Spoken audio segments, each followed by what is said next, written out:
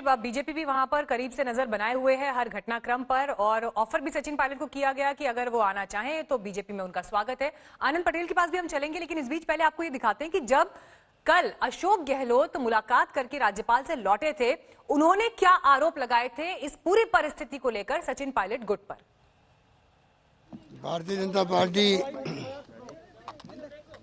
जो षड्यंत्र कर रही थी, जिसके आगाह मैंने कई बार किया कि षड्यंत्र बहुत बड़ा षड्यंत्र है, हॉर्स ट्रेडिंग का षड्यंत्र है, और उसमें हमारे किसी नेता को ट्रैप पे नहीं आना चाहिए। ये पिछले 6 महीने से षड्यंत्र चल रहा था और हम सबको जानकारी थी कि ये षड्यंत्र बहुत बड़ा है, हॉर्स ट्रेडिंग हो रही है, और ये चलता रहा और जो स्थिति आज पहुंची उसी कारण पहुंची है कि हमारे कुछ साथी गुमराह होकर के चले गए दिल्ली के अंदर और बीजेपी के मंसूबे पूरे नहीं हुए। उन्होंने जो कुछ भी खेल खेला था धनबल के आधार पर, जैसे कर्नाटका के अंदर, मध्य प्रदेश के अंदर, राजस्थान, वही करना चाहते थे वो लोग। मैं समझता हूँ कि उस खुले खेल में वो लोग मार खा गए, क्योंकि जनता भी समझ गई है। जनता का बहुत बड़ा प्रेशर है विधायकों पे, जो गए हैं वहाँ, उनके ऊपर बहुत बड़ा प्रेशर है कि आपको हमने चुनाव जीता के भेजा 5 साल के लिए।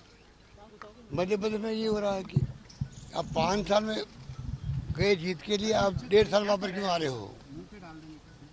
तो ये जो स्थिति बनी देश के अंदर, बहुत खतरनाक स्थिति है। मैं बार बार कहता हूँ और मैं दुखी होकर कहता हूँ कि जिस रूप में हॉर्स ट्रेडिंग हो रही देश के अंदर, पहली बार आज़ादी के बाद में ऐसी गवर्नमेंट आई है देश के अंदर जो धनबल के आधार पर सरकार को तोड़ रही है, मरोड़ रही है और टोपल कर रही है।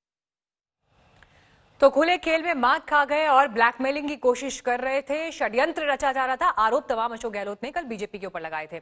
हमारे साथ आनंद पटेल भी इस वक्त मौजूद है दिल्ली से।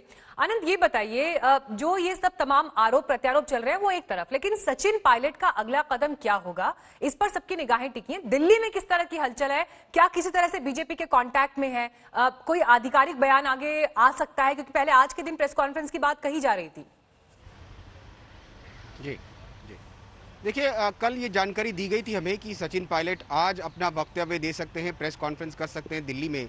लेकिन अब जो उनके करीबी सूत्र हैं, उनके साथ के लोग हैं, वो ये हमें बता रहे हैं कि आज कोई प्रेस कॉन्फ्रेंस नहीं होने जा रही है। तो इसका मतलब ये है कि कहीं ना कहीं कुछ रणनीति में फेरबदल, कुछ तब्दीलियाँ होने की तैयारी चल रही है। लेकिन ये ज़रूर है कि सचिन पायलट ने अपने इरादे जो हैं वो बहुत साफ जाहिर कर दिए थे। अगर आप उनका ट्विटर का बायोस देखें तो उसमें बहुत साफ लिखा था, जब उनको हटाया गया उप मुख्यमंत्री पद से, तो उन्होंने लिखा MLA टोंक, यानी वो बीजेपी में शामिल नहीं होने जा रहे हैं, वो MLA बने रहेंगे, वो अपनी विधानसभा की सदस्यता नहीं खोना चाहते हैं। और यही बात उनके जो बाकी 2 मंत्री हैं जिनको हटाया गया उन पे भी लागू होती, उन्होंने भी कुछ ऐसा ही किया है। तो कहीं ना कहीं जो बीजेपी में शामिल होने की बात है अभी, वो तो नहीं है। दूसरा, विश्वेंद्र प्रताप सिंह जो उनके करीबी मंत्री थे, उनका अगर आप ट्विटर देख लीजिए तो उसमें लिखा है 2020 मैच हो गया, टेस्ट मैच शुरू होगा। इसका मतलब कहीं ना कहीं जो इनका जो फोरमोस्ट एजेंडा था सचिन पायलट कैंप का कि गहलोत सरकार को गिराना, उस एजेंडे को हासिल करने के लिए अभी वक्त लगेगा, ये लड़ाई लंबी चलेगी। तो कहीं ना कहीं कोशिश ये है कि जो अपने 17-19 MLA हैं उनको अपने साथ बनाए रखें, जोड़े रखें, और कोशिश की जाए कि गहलोत कैंप से और विधायक तोड़े जाएं बीजेपी की मदद से।